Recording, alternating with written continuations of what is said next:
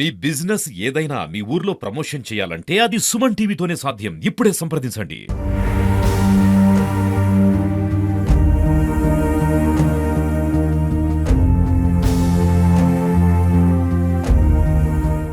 కర్నూలు జిల్లాలో ఘోర రోడ్డు ప్రమాదం జరిగింది. ఎమ్మినూరు పరిధిలో 2 కార్లు ఢీకొని 5 మంది చనిపోయారు. అయితే ప్రస్తుతం మనతో పాటు గోవి ప్రవీణ్ గారు ఉన్నారు, డిఐజీ గారు. సార్ చెప్పండి సార్, ప్రమాదం ఎలా జరిగింది సార్? ప్రమాదం సుమారు 5:30 గంటల సమయంలో మంత్రాలయం వెళ్తున్న భక్తులకి హైదరాబాద్ నుంచి ఆదోని ఏదో ప్రైవేట్ పని మీద వస్తున్న వెహికల్కి ఇలా జరిగింది. ఈ పాయింట్ ఆఫ్ ఇంపాక్ట్ ఏదైతే ఉందో ఈ కార్ డ్రైవర్ మంత్రాలయం ఈ టూరిస్ట్ కార్ డ్రైవర్ ఎవరైతే ఉన్నారో కొంచెం నిద్రమత్తులో ఎక్స్ట్రీమ్ రైట్కి వచ్చేసి ఆ యొక్క ఆపోజిట్ వస్తున్న వెహికల్లో కూడా డ్రైవర్ సైడ్ కాకుండా అదర్ సైడ్ అంటే ఇట్లా బండి వస్తుందండి, ఇలా వెళ్ళాలి కదా, ఇలా వెళ్ళకుండా ఇలా వచ్చి ఇక్కడ ఇచ్చింది. ఇవ్వటంతో ఈ బండి ఇలా తిరిగిపోయింది. అదేమో ఆ లెఫ్ట్ పార్ట్ క్రష్ అయిపోయి మొత్తం 5 స్పాట్లోనే చనిపోవడం జరిగింది. కత్మా వాళ్ళ పరిస్థితి ఎట్లుందండి? అదే ఇంజర్స్లో ఇది ఆ కార్లో ప్రయాణిస్తున్న ఒకరి పరిస్థితి కూడా ఆందోళనకరంగా ఉంది. ఇది ఈ ఫార్చునర్లో ఉన్న వాళ్ళు కూడా స్వల్ప గాయాలు అవటం వల్ల హైదరాబాద్కి ట్రీట్మెంట్కి వెళ్ళారు. ఈ గాయాలైన వాళ్ళని కూడా ఆదోని హాస్పిటల్ నుంచి కర్నూలుకి షిఫ్ట్ చేస్తున్నారు. ఈ యొక్క మృతులు అండ్ వాళ్ళ బంధువులు కర్ణాటక నుంచి వస్తూ ఉన్నారు.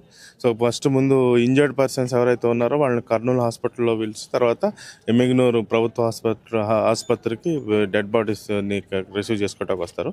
మనం కలెక్టర్ గారితోనూ అదర్ డిపార్ట్మెంట్స్ తోటి కోఆర్డినేట్ చేసి ఈ ప్రొసీజర్స్ అన్నీ కూడా వేగంగా పూర్తి చేయటకు అన్నిటికీ మనం చర్యలు తీసుకోవడం. సార్, ప్రమాదం తెల్లవారుజాము జరిగింది. అయితే నిద్రమబ్బు కావచ్చు, అలాగే పొగ మంచు కూడా కారణం అంటున్నారు. దీన్ని ఎలా చూడొచ్చు?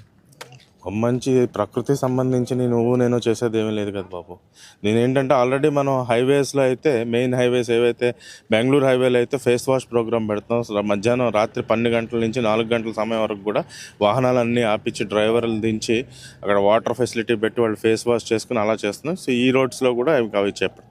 వీళ్ళు ఏదైతే ఫార్చునర్ వాళ్ళు అయితే మొత్తం మీద ఎయిర్ బ్యాగ్స్ ఉన్నాయి కాబట్టి వాళ్ళు సేఫ్ అయినారు సార్. అదే ఆ అవతల కర్ణాటక వెహికల్కి అయితే ఎలాంటి ఎయిర్ బ్యాగ్స్ లేవు. ఇది ఎలా చూడొచ్చు సార్? కర్ణాటక ఆ వెహికల్కి కూడా ఎయిర్ బ్యాగ్స్ ఉన్నాయండి. కాకపోతే వాళ్ళు సీట్ బెల్ట్ ధరించినట్లేరు, ఇటుపక్క సీట్ బెల్ట్ ధరించలేదు. తర్వాత ఇప్పుడు 2 పెద్ద ఎయిర్ బ్యాగ్స్ అనేది 100% ప్రొటెక్షన్ కాదు. ఇప్పుడు ఒక పెద్ద వాహనాన్ని అతివేగంతో చిన్న వాహనం కొట్టినప్పుడు చిన్న వాహనం కోడిగుడ్డు పగిలినట్టు పగిలిపోతుంది. అదే జరిగింది ఇక్కడ. సార్, ఇక్కడ ఎవరు తప్పు ఉందంటారు సార్? తప్పు ఒప్పు అనేది కాదండి. ఇది ఒక రకంగా చెప్పాలంటే ఇది అది ఎలా చెప్పాలనేది కూడా స్పష్టంగా మాటలు రావట్లేదు.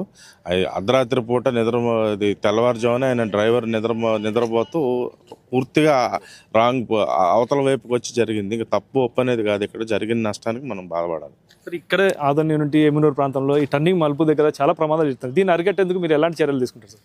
ఇప్పుడు ఏమండి, రోడ్డు యాక్సిడెంట్స్ ఏదైతే ఉందో సేఫ్టీలో 3 విభాగాలు ఉంటాయండి. మొట్టమొదటిది ఎడ్యుకేషన్. ఇది విదేశాల్లో అయితే ప్రాపర్ విద్యావంతులు వాళ్ళకి అన్ని పరిజ్ఞానం ఉన్న వాళ్ళకి మాత్రమే డ్రైవింగ్ లైసెన్స్లు ఇస్తారండి. మన భారతదేశంలో ఎవరైనా తెచ్చేసుకోవచ్చు. డ్రైవింగ్ లైసెన్స్కి ఎటువంటి అర్హత అవసరం లేదు. రెండోది ఇంజనీరింగ్. రోడ్ అనేది డిజైన్లో చాలా కీలకమైందనమాట. అవి చాలా పకడ్బందీగా తీసుకుంటారు. ఇంకా మనం ఆ స్థాయికి భారతదేశం చాలా ఎదగాల్సి ఉంది. మూడోది ఎన్ఫోర్స్మెంట్లోనే పోలీసు, తర్వాత ఇది రోడ్ ఆర్టీఏ డిపార్ట్మెంట్ వస్తే మేము ఎన్ఫోర్స్మెంట్ మీద మాత్రం మేము చేయగలుగుతాం. సో ఒకదాంతో పూర్తిగా నియంత్రించలేము. ఇప్పుడు ప్రభుత్వం ఏంటంటే ఇవన్నిటిని దృష్టిలో పెట్టుకుని 3 విషయాల్ని అనుసంధానం చేసి ప్రాణ నష్టం అనేది తగ్గించడానికి తగు చర్యలు తీసుకుంటాం. ఏదైతే ఎమ్మినూరు దగ్గర జరిగిన ప్రమాదం అయితే ఓన్లీ కేవలం నిద్ర మబ్బు కారణం అయి ఉండొచ్చు అని చెప్పేసి డిఐజీ గారు అయితే తెలిపారు. అయితే 2 వాహనాలు ఢీకోవడంతో అయితే దాదాపు అక్కడికక్కడైతే 5 మంది చనిపోవడం జరిగిందని చెప్పేసి తెలిపారు. ఇది ఇక్కడ పరిస్థితి. ఏమన్నా పడుతుంది నాబాబుతో కిరణ్, సుమన్ టీవీ, ఉమ్మడి కర్నూలు జిల్లా.